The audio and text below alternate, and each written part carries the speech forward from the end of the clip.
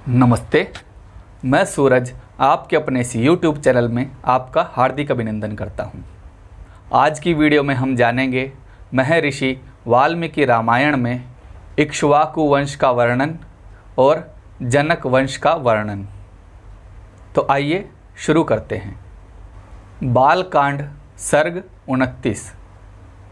वहाँ जाकर वाक कुशल महाराज दशरथ ने जनक जी से कहा, महाराज, आपको तो विदित है कि वशिष्ठ जी इक्ष्वाकु कुल के देवता हैं। महर्षि वशिष्ठ ही हमारे सब कृत्यों में बोलने वाले हैं।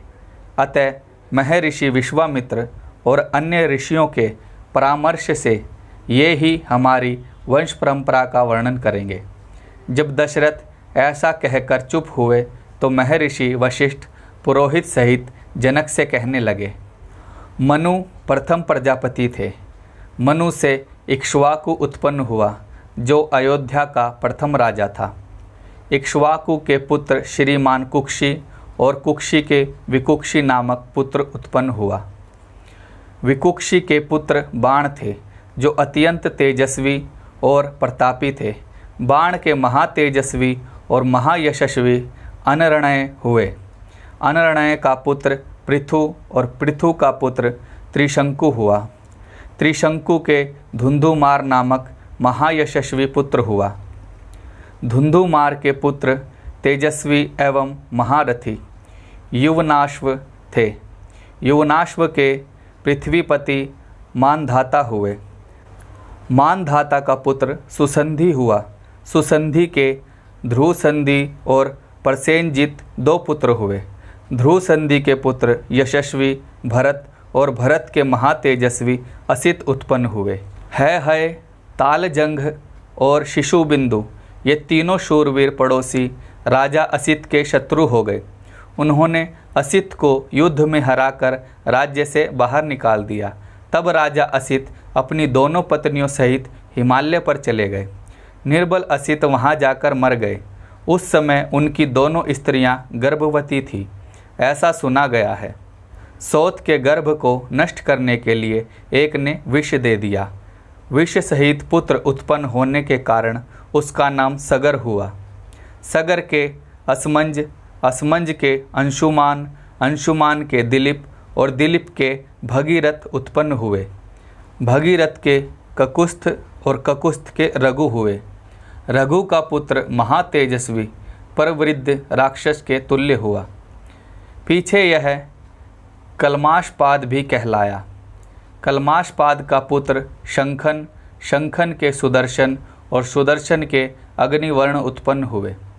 अग्निवर्ण के शीघ्रग, शीघ्रग के मरु, मरु के प्रशुश्रुक और प्रशुश्रुक का पुत्र अम्बरीश हुआ।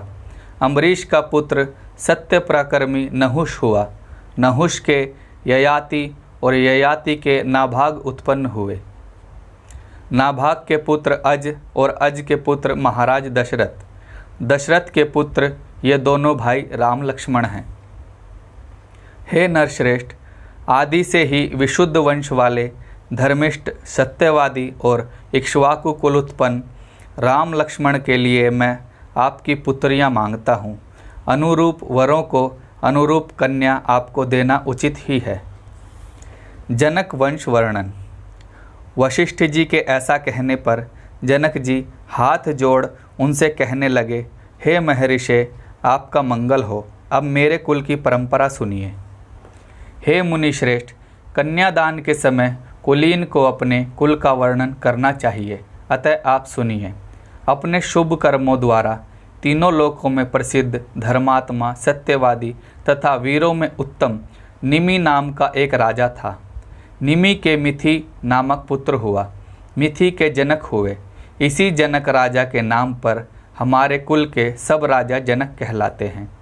इन आदि जनक के उदावसु हुए। उदावसु का पुत्र धर्मात्मा नंदीवर्धन हुआ और नंदीवर्धन के पुत्र सुकेतु हुए। सुकेतु के धर्मात्मा देवरात हुए और देवरात का पुत्र राजऋषि बृहद्रथ हुआ। बृहद्रथ का पुत्र महावीर अत्यंत वीर और प्रतापी था। महावीर का पुत्र सत्यपराक्रमी और धैर्यशाली सुधृति हुआ। सुधृति के धर्मात्मा धृष्टकेतु और धृष्टकेतु के राजऋषि हर्यश्व हुए। हर्यश्व का पुत्र मरु, मरु का प्रतिंधक और प्रतिंधक का पुत्र धर्मात्मा राजा कीर्तिरथ हुआ। कीर्तिरथ के देवमीड़, देवमीड़ के विबुध और विबुध का पुत्र महिद्रक हुआ।